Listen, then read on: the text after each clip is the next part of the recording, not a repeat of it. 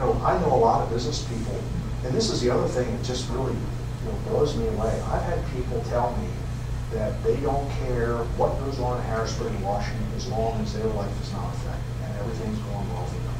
And I had a guy tell me this, he makes about $4 million. He lives down in New Hope, and he's a money manager, and I think he's like a Merrill Lynch guy or something. It's about $4 million. So Scott, I don't really care. As long as I'm making $4 million a year and it's increasing, and clients are, I don't really care what's going on in Washington and Harrisburg. Well, guess what? That's why we are where we are. There's nobody, if you let the inmates run the asylum, the inmates are going to take control of the asylum. So, but I'm going to just take a guess that you are probably under 40, or maybe under 35, maybe under 30. I'm telling you, the millennials and the Gen Xers really better pay attention right now. And I'm also, I'm seeing a movement right now. Like I've now, with my my potential career change, as I travel around the state, we are spending a lot of time with all the college Republicans at all the college campuses, and they are smart. They're smart, and they understand the numbers. When I explain the pension and everything, and school tax, we're there's a big generational change, and the younger people really need to pay attention. So, George, come on, you have a question. Any other questions? Yes. I'll try to get this, but this is my personal experience what happened to me regarding Social Security. I lost my husband last year, and all of this, he worked for 50 years as a school guy technician.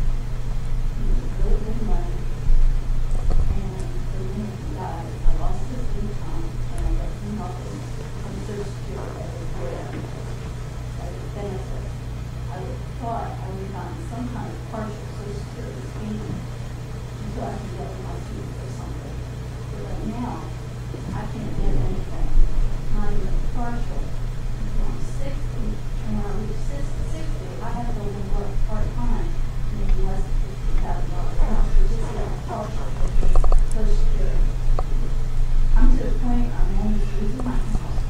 Bankruptcy or foreclosure, and I'm paying his medical bills, paying retirement, constant creditors calling me.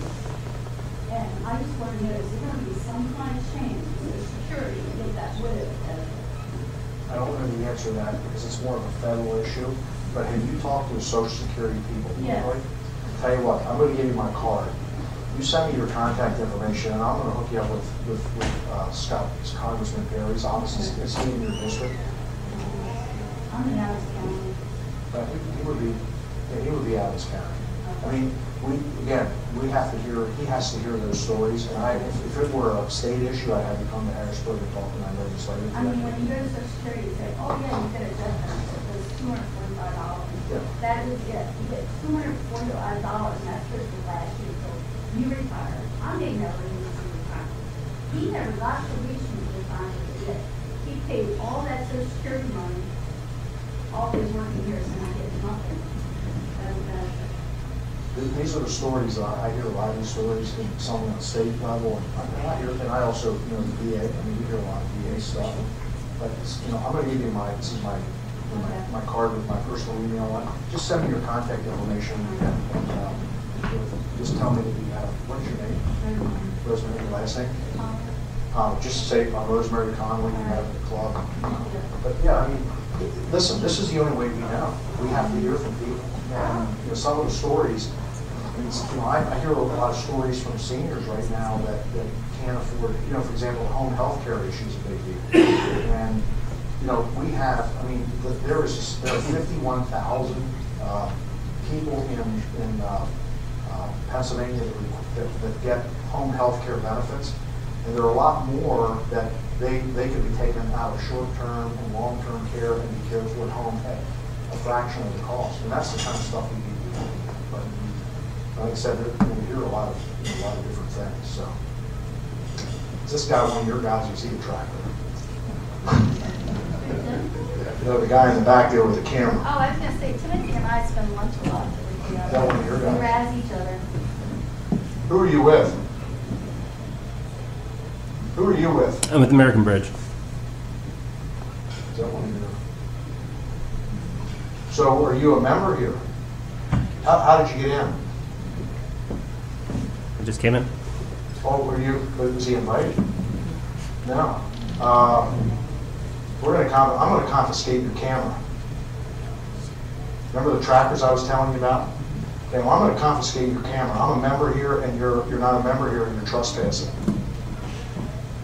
So, who's American Bridge? Who's American Bridge? We're an organization that does tracking. Okay. You're about to see your senator in action. Okay. Who wasn't there?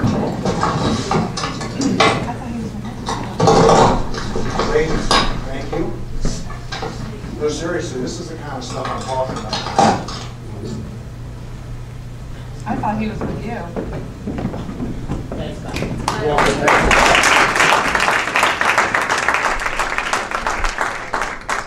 You want to take the tripod? I'll take the camera. Can't take my camera. I'm taking it. Okay? Watch me take it. Okay? All right, folks.